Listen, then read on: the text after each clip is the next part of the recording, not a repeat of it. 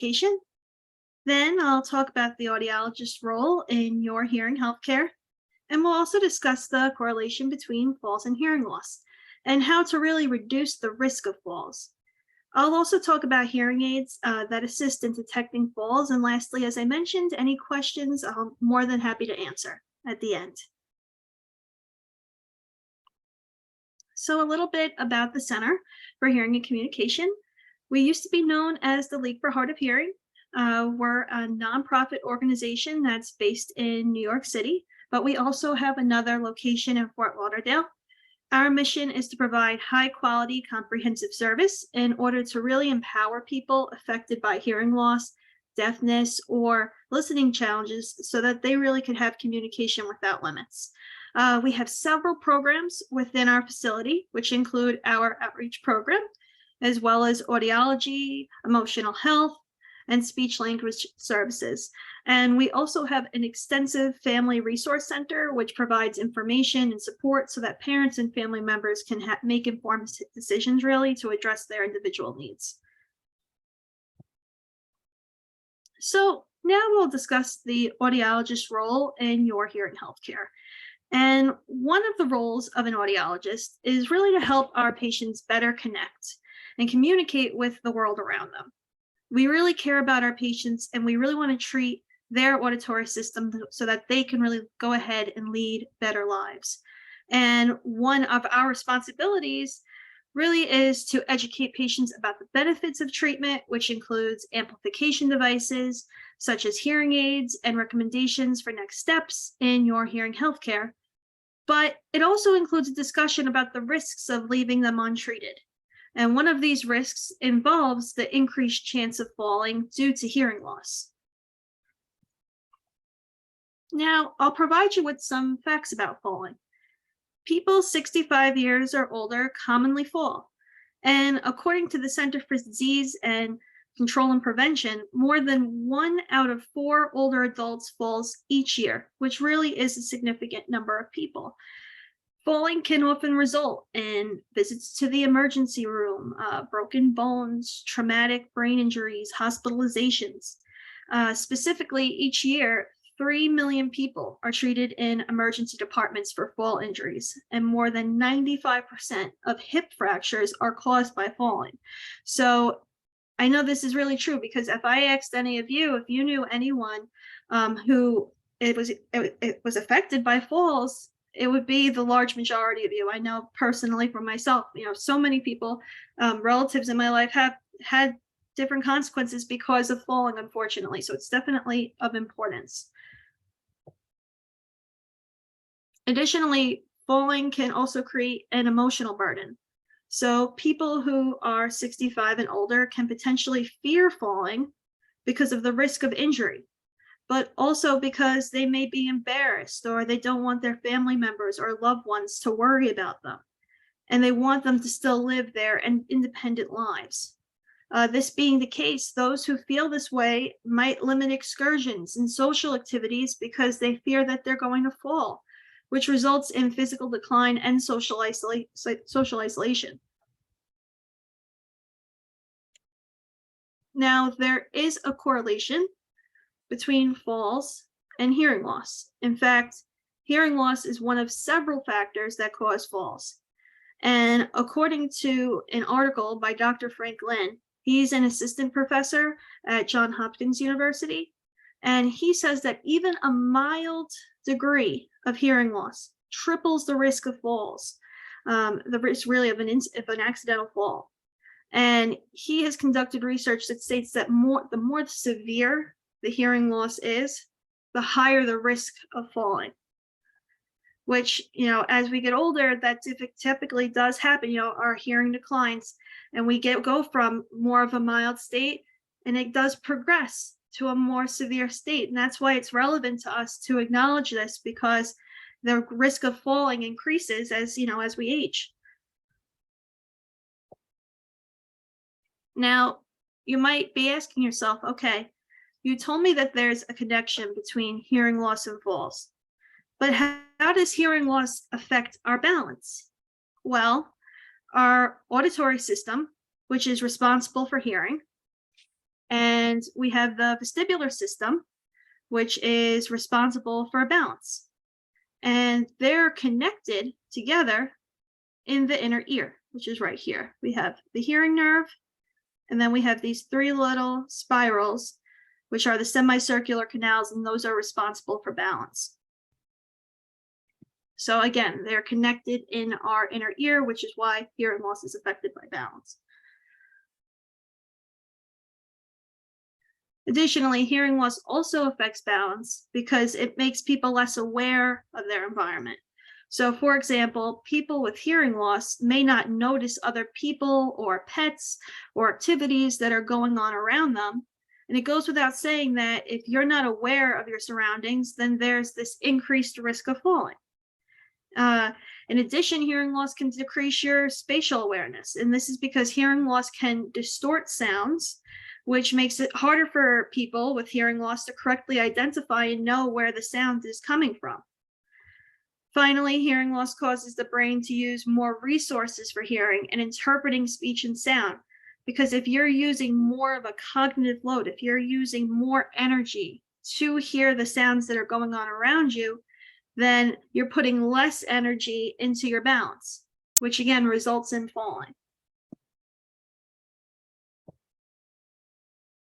Hearing loss really often remains untreated, and even those with hearing aids might not wear them regularly. So many patients use them when going out, but while at home or doing daily activities like making dinner or doing laundry, they might not wear them because they feel like they don't need to hear those certain things. However, it's important to know that falls can occur anywhere, not just outside. They could also happen in the home. So it's important that we wear our hearing aids throughout the day, regardless of where we are. And there's really many reasons why it's important to wear hearing aids throughout the day. But one reason is because, again, there is that increased risk of falling without wearing hearing aids, especially if you have hearing loss. And I have another study, according to Borsetto and colleagues in a recent study, patients who have hearing loss can receive some benefit in their balance control when wearing hearing aids. So it's been shown that by wearing your hearing aids, there is that more of that control of your balance. And this is because by being able to hear and know what's going on in your surroundings, your risk of falling is going to decrease, which is one of the ways that hearing loss affects balance. So that's why it's really important to wear your hearing aids consistently. Now, how are we able to reduce the risk of falling? Well, the first step from an audiological perspective is to begin with a hearing test. You can do this by making an appointment with an audiologist to determine your current level of hearing or your hearing loss. And the next step would be to follow the recommendations of that audiologist if you need hearing aids, and continue having follow-up exams so that your hearing can be monitored. Because even if right now you don't have a hearing loss, it might not be the case in the future. And it's very important to have those annual tests so that you could establish that baseline, know what your hearing is now, and so then know and compare as you go on through your life what your hearing loss is, if you have any, of course. So it's really important, and based on each person's unique situation, an audiologist is able to recommend devices if they're needed and adjust them for the best fit, and also have personalized settings with those hearing aids. And next, if you do need hearing aids, it's important that they are worn consistently, again, as I mentioned. Patients get the most benefit by wearing their hearing aids as much as possible. So again, throughout the day, even while they're at home. And lastly, it's important to learn about other ways to reduce the risk of falls. We want to be aware of the sounds that we may not hear well, so that proper precautions can really be taken. For example, let's say the faucet is on and then it overflows, but okay, that's a potential chance to fall on the water. And the reason why we didn't know that the water was running was because we didn't hear it. So if we didn't hear the faucet running, and then we didn't, and there's water over the floor, that could potentially cause a reason for you to fall. And that's definitely, it's definitely a reason why. Uh, in addition, we want to make sure that our vision is checked regularly and that rooms are well lit. So those are other potential ways that you would be less likely to have that risk of falling. And if you are someone who has a hearing loss and are concerned about falls, then there are hearing aids that are able to detect when you fall. So how it works is that the person wearing the hearing aids, let's say they fell, there is a sensor on the hearing aid that's able to detect that the fall actually occurred. And an alert gets sent to friends and family members that are connected with those hearing aids, and we'll be able to get a notification that says, okay, this person fell. And so it would be able to track their location and say, okay, they're in X location and now we need to get to them. So that's definitely, a good piece of technology that has come out in development, that's come out with hearing aids. And recently other hearing aids have come out where users can also collect health data, such as tracking their heart rate and steps throughout their day. And this can prevent falls, because if your heart rate is getting too high, you may want to sit down and rest, because there's that possibility that if you that you may get dizzy because of your elevated heart rate, and that also will result in a fall. And that's it. That's part of that's an end of my presentation. Thank you guys so much for listening. And as I mentioned, there's definitely a lot of time to go ahead and answer any questions. I'm more than happy to answer anything that that you have about the presentation, or just about anything in general. More than happy to answer anything.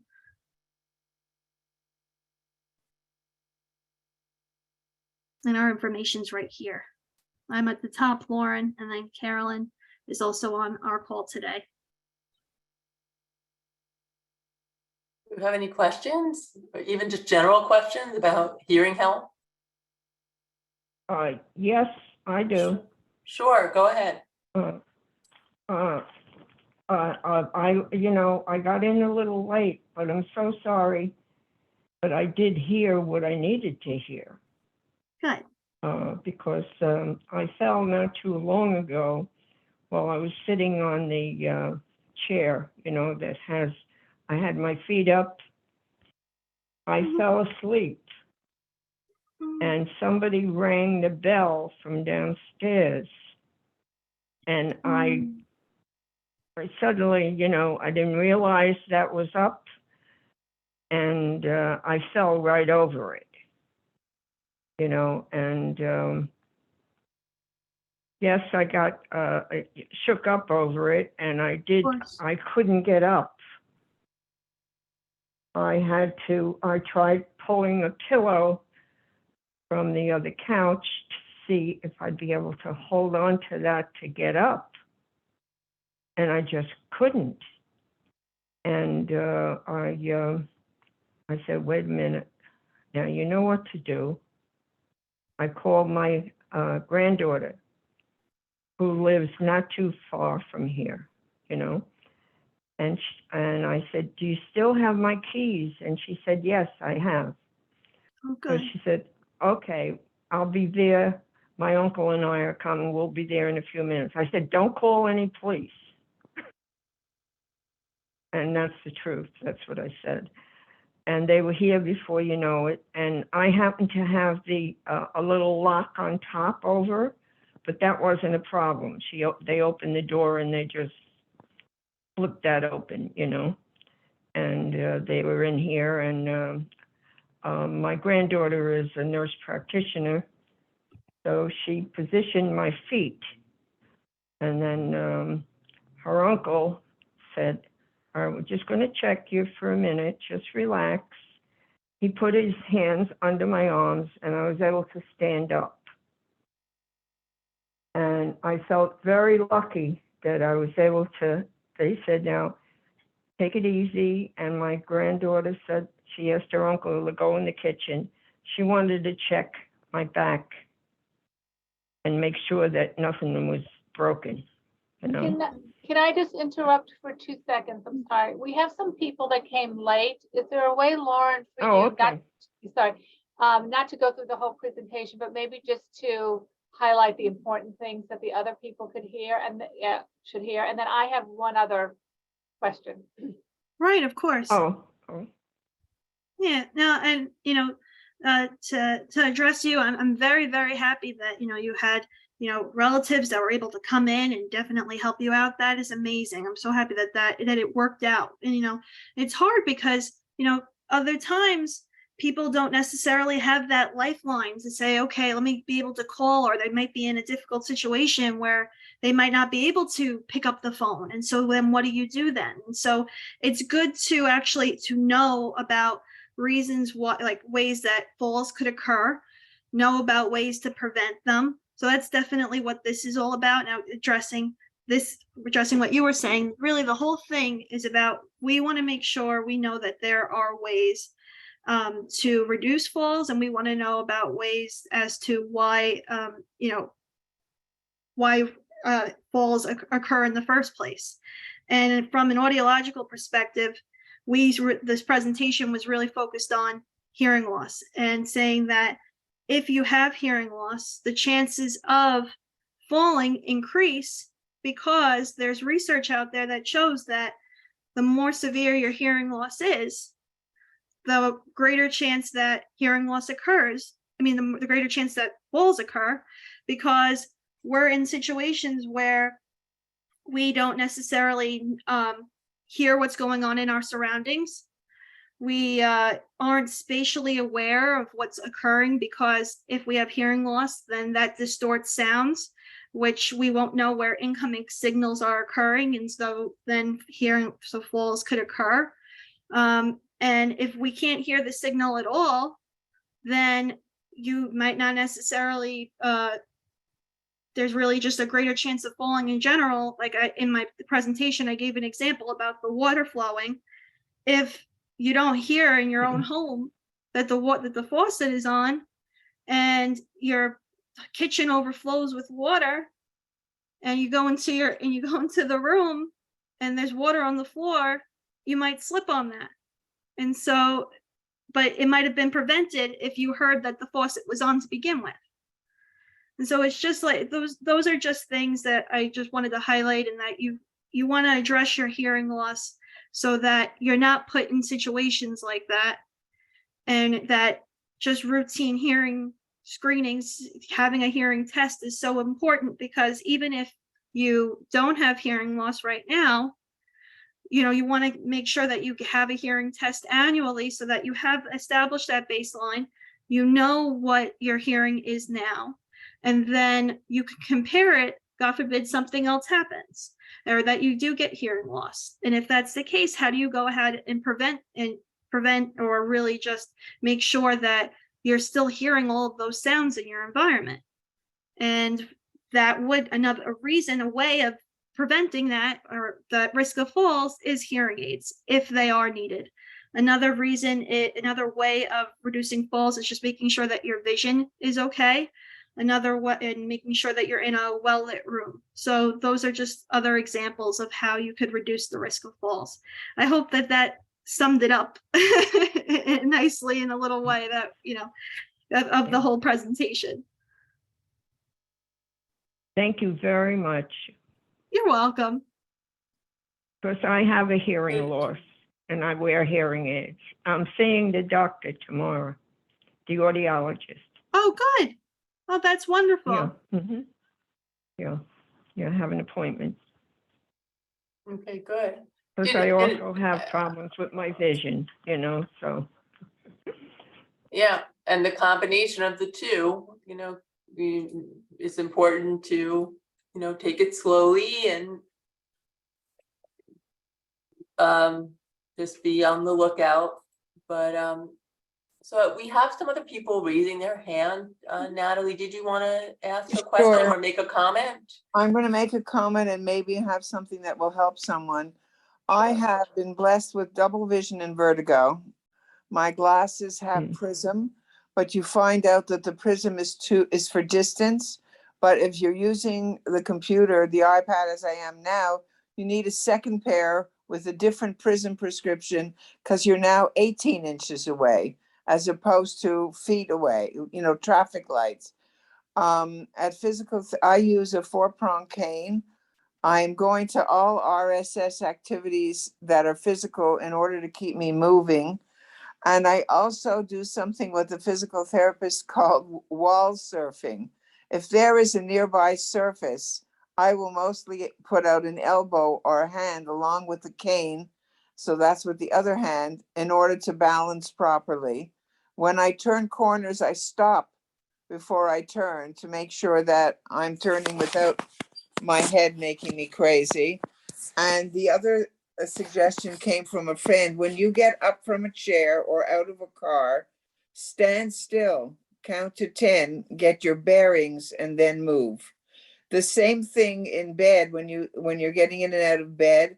And as much as it disturbed me at one point, I have a night light in my own bedroom.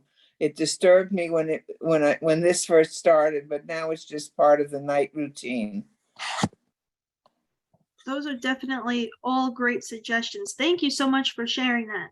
I really like that you said about how you stand up and then you wait those 10 seconds, because just getting your bearings and understanding where you are in that space definitely helps tremendously, rather than just going. Because then that also makes an increased chance of falling. So definitely that was a great point. Thank you for sharing that.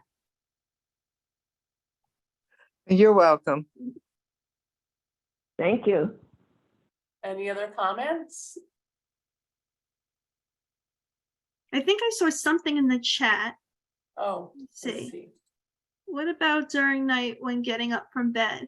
Hearing Mhm. aids are not in during sleeping. Yeah, that's true. When you're sleeping, your hearing aid shouldn't be on. So I definitely agree with that. That really goes back to Natalie's point, where you want to make sure you know where you are in space. You want to make sure you when you get up, know that you're steady. Make sure that the light is definitely on. Make sure you have access to that from your bed, because otherwise, if you're going to feel around in the dark, having a hearing loss definitely puts you at a disadvantage there if you don't hear the incoming sounds that are around you.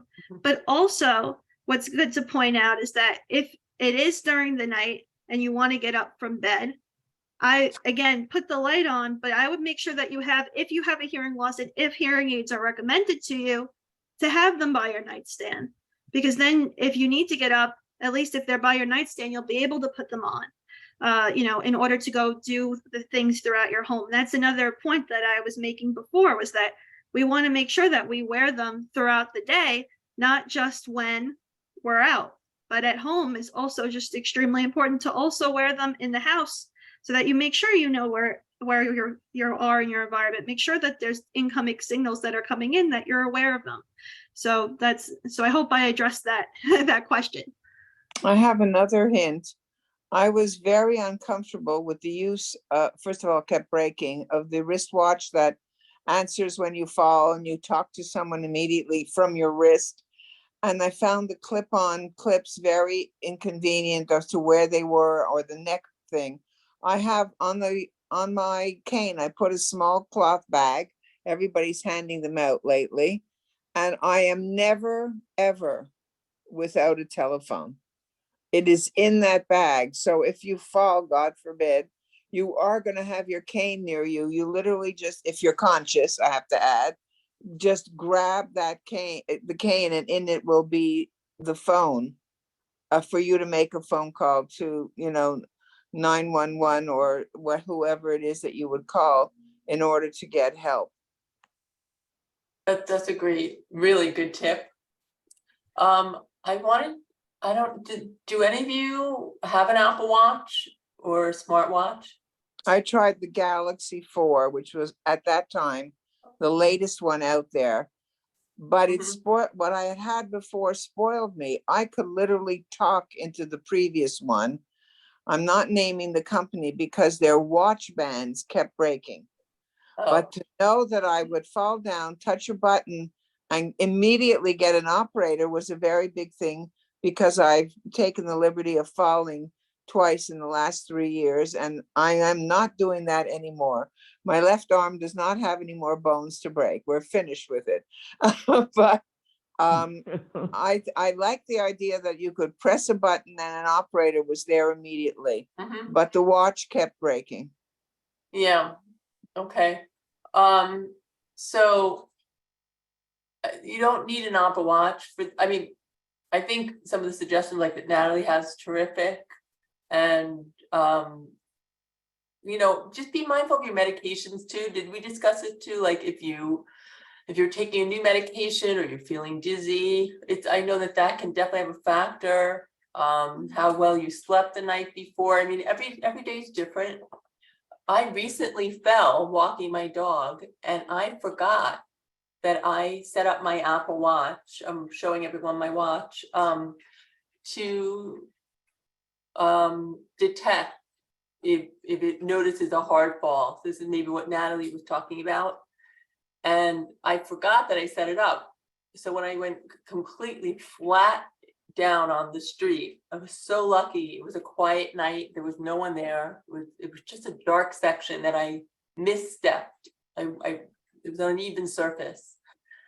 And I fell really hard. I'm so fortunate I didn't hurt myself too bad. I didn't hit my head.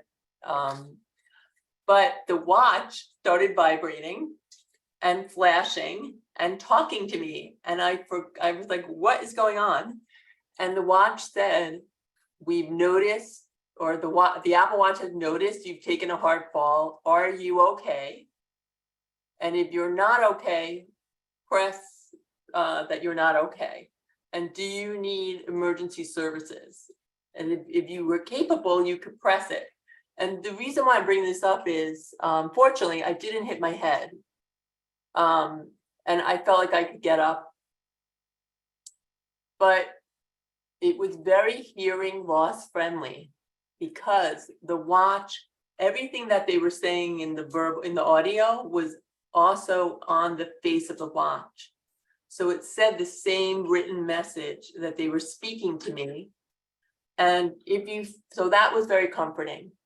And if you didn't respond within 60 seconds, they would use the GPS coordinates to automatically send emergency services. And I live in an area where there are emergency services. I don't know how well it would work in a rural area, where maybe those services are not very close by. But it was really interesting to actually experience it.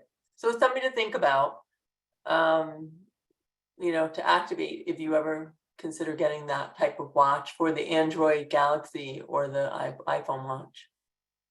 And that's my little episode. Yeah, So that's good to know. Thank you. yeah, this is Yeah. crazy. Thank you.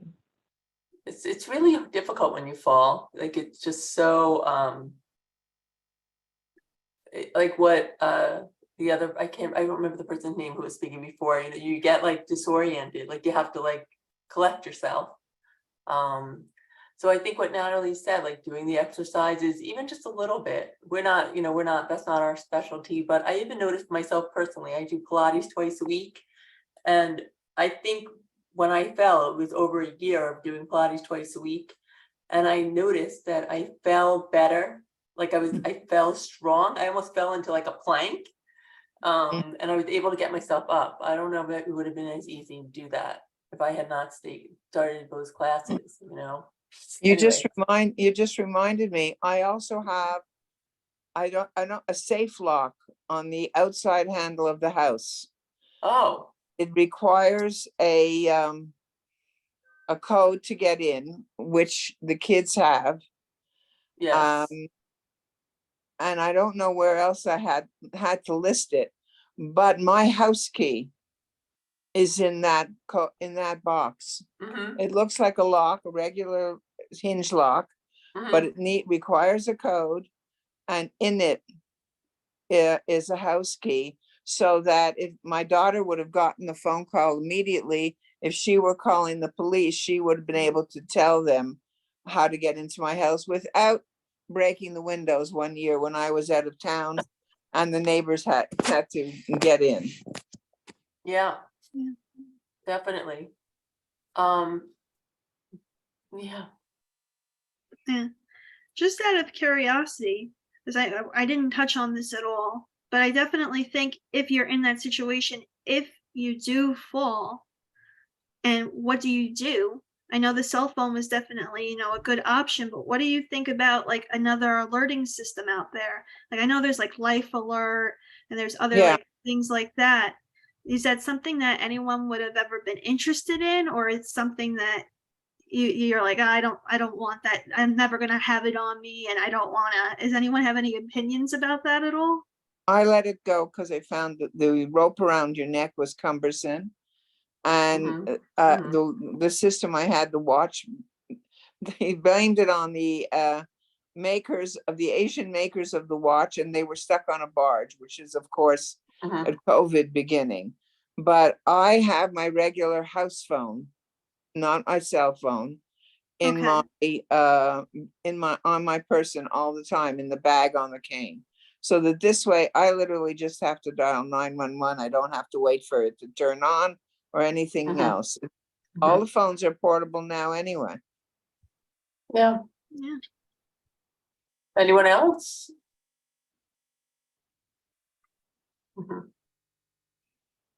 Okay.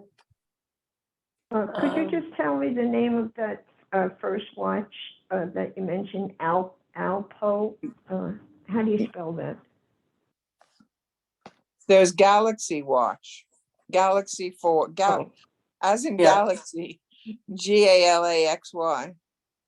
It's, Oh, I believe okay. it's made by Samsung. And they're sold everywhere. Look for the best price in Costco. But where they get you is the monthly payment. It's a lot. It's another thing to add to all the other monthly payments. Right. If you want to be Oh. activated, there is money concerned. Oh, okay, thank you. That's a good point. The only thing I was going to mention is this was related. A story was told to me recently that unfortunately an adult child found her mother laying on the side of the bed in the bedroom for way too long.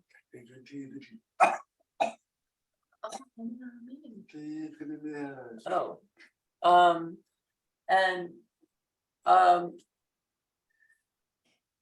she said that her mother forgot or was stubborn or whatever, just wasn't open to wearing the pendant, for the fall system.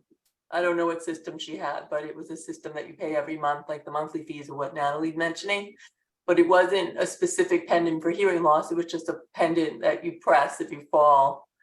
And the mother didn't put it on, like she just wasn't willing to do it. So the compliance part is really important. Maybe you just, I don't know. I think you need, I think after I've had that serious fall, I slow down a little bit, but then life happens again, it picks up again and you forget. So I'm so curious, Lauren, have you actually sold a hearing aid that has the falls detection in it, where someone actually benefited from it? So Do you I have that experience? I or haven't any had of that the- experience. Yeah, I haven't had that experience as of yet, but when I was making sure I learned about all of the different technology that was involved with hearing aids and connections of falls, I did find that out, and I spoke with the hearing aid manufacturers, a couple of them, to try and see what they had, and there was specific ones. They're called Starkey hearing aids and they're called Phonak hearing aids. Starkey hearing aids were the ones that I mentioned in the presentation, that if there was they have that fall sensor where there's that alert that gets sent to other family members. That's something that they have incorporated in there. And I feel like that's definitely an additional thing. You were mentioning the watch. That's definitely, I would want to make sure I had every angle, in the case that, Yes. I fell and I wanted to make sure that I was okay. So definitely the sensor on a hearing aid would definitely be an additional tool so that your family's notified in the case that you weren't able to, contact them. So that was good. And then Phonak was the one I mentioned about with the app that actually tracked your heart rate and tracked the steps that you were doing. And when I spoke to Phonak, they told me in the case that a person gets, a patient's heart rate accelerates, that does cause that potential for that dizziness to occur. And so that's when a fall can occur. And so it's important that, at least like an app, something like that could track that and know, okay, my heart rate's up, maybe I should sit down, take a step, and and collect yourself again. So I just like that those features were available. I've had patients who have used the Phonak app and they love it. They haven't necessarily used it for falls, which is why I haven't, I didn't present it as so. But they definitely took advantage of being able to have those extra features that were added for them on the hearing aid. And they like it because then they get to track their steps, and they, it's just it's another way of doing it. So I've seen good positive results with it. That's Do you great. have to pay a monthly or yearly fee for that? Oh, I would assume yes. No. So with that particular feature, it's included in the price of the hearing aid. So you do not have to pay any kind of monthly fee whatsoever. But my question is, who is it connecting to? So it connects on the hearing aid itself, and it has a Bluetooth signal that connects to an app on your phone that's able to track the amount of steps and your heart rate. No, I'm saying, but when you fall, if you want detection by contacting others, yeah, do you that's what know, I'm saying. I haven't yet to find out something that is not connected to about between $600 and $1,000 a year in order Right. to have that yeah, connection. right, like, do you know, Lauren, if you fall with the hearing aid and it Right. detects that you fall, does it emails the family members, It right? You set emails that the up? family member. Yeah, Yes. that's what it does, Natalie. It connects. What is the family name member. of this one? This is The- the line is Starkey. That's the line of hearing aids that does it. Okay, thank you. You're welcome. Right, and Yeah. Thanks very much. That's good for me, too. we're very cautious about like saying a specific brand because Right. what's more important is really to have the right fit hearing aid for your type of hearing loss. I wouldn't get it just because of the falls detection, although Right. it's a really wonderful feature and it may, add value to the cost. But yeah, I just wouldn't make it Yeah, like I the reason why. definitely wouldn't make it a feature, it's definitely a reason, that you might go with one hearing aid versus another. But at the same time, the most important thing is to make sure that you're comfortable with whatever hearing aid you have on and the sound quality of the hearing aid in general. Because if you're not getting that proper sound quality, or it sounds too harsh, or it sounds too tinny to you, then you're not going to wear them. So that's the most important factor, because we want to make sure that it sounds comfortable to you and that you're actually getting that access to sound with the hearing aids on. So that's definitely the most important component of it. And that's why at the Center for Hearing and Communication, we do something called a hearing aid evaluation, where we try all of the hearing aids on you. And we say, okay, what did you like about this hearing aid? What didn't you like about this hearing aid? And we test you with them to see the actual benefit that you're receiving from the hearing aids themselves. And then we weigh the pros and cons of getting one hearing aid versus another. Where is this? So that's definitely, sound quality is definitely the major factor here. Could you put that location into the chat, Of course. please? Yeah, we can. Yeah, Yes. unfortunately, we are not uptown near the center. I don't know if that's where you're located. I'm in Queens. That's why I'm asking. Oh, well, we're downtown in Lower Manhattan. I don't know, Okay. I don't know. We're on yes. 50 Broadway on the 6th floor. And what is the Yeah. name of the center, please? It's the Center for Hearing and Communication. Mhm. Yeah, we are a nonprofit hearing health organization. We've been around for many, many years. We used to be known as the League for the Hard of Hearing. And we, you know, if you're looking for, we always want you to stay local, so it's convenient for you. But if you can travel, we're very trustworthy. We take our time with our clients. We never rush the appointments. We represent a wide range of hearing aid brands. We work with your budget. We're not trying to push the products on you. And you know, we have very high satisfaction rate of clients working with us. But we work with all ages. We have a very large family and children program. We're known for helping young children who are born deaf or hard of hearing and helping them succeed. And we work with adults and older adults too. We also have mental health services. I don't know if Lauren mentioned that, but we help people who like maybe experience sudden hearing loss and like how do they cope with that, because now their communication is challenged. We monitor medication. All of our clinicians in that department are fluent in sign language, so we also help the deaf community. So it may not be what you're familiar with. You know, there are individuals who are signers, but we help that population as well. And so it's just good to know who we are.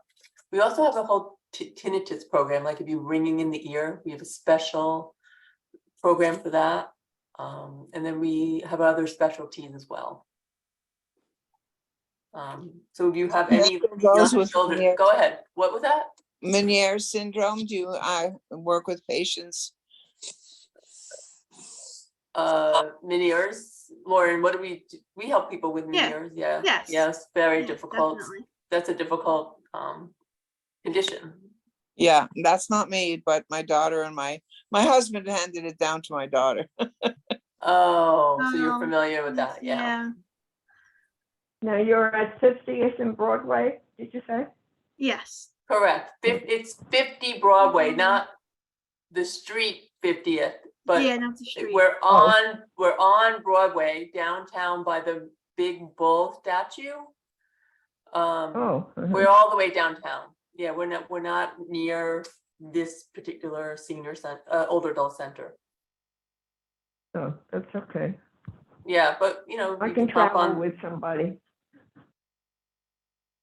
you could hop on where? I can travel with somebody. I haven't been on a bus or a train in several months. Yeah, I I mean. have to go a different way.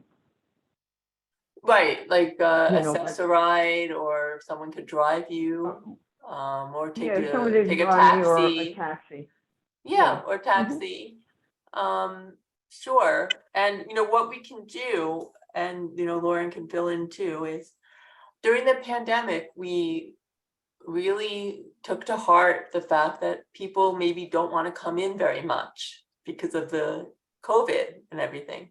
So we've rethought our service delivery, and we can do a pre-call with you. So if you make an appointment, you can request that the clinician do a phone call with you or a video call with you first and do the assessment over the phone.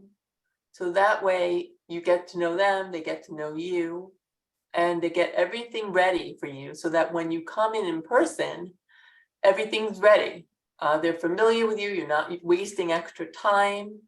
And it's possible that you may only need to come in once, maybe twice, depending on your situation. And it's possible that you could have a hearing test and try a hearing aid all in the same day.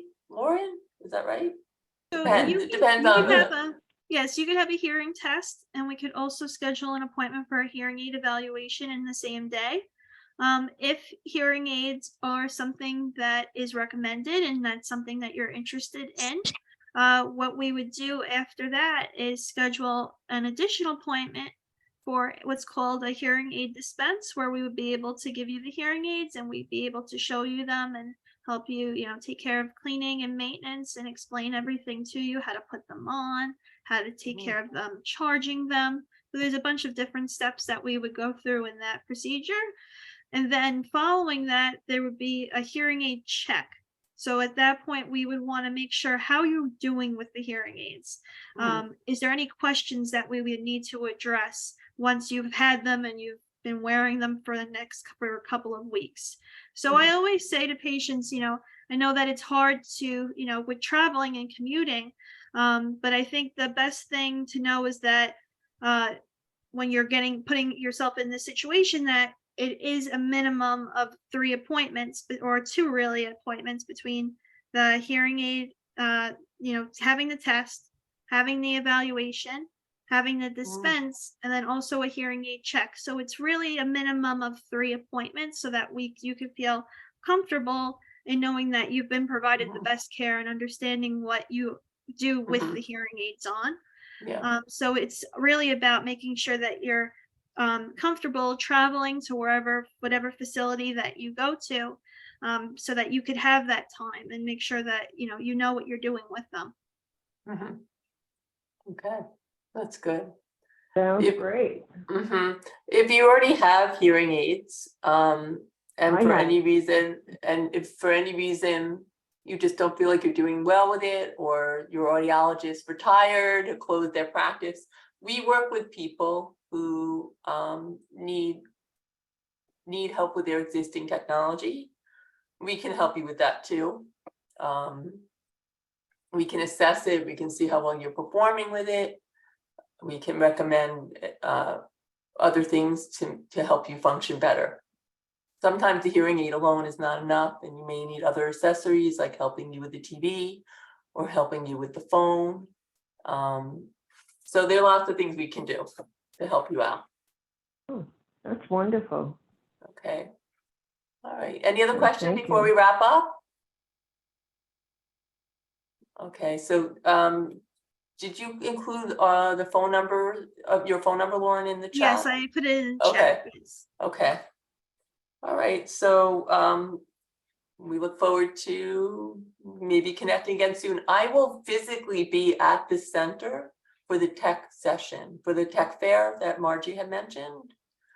The tech fair is May 5th, I think, 4th and 5th, or 5th and 6th. I will be there on Friday the 5th doing something. So I look forward to seeing you in person if you come.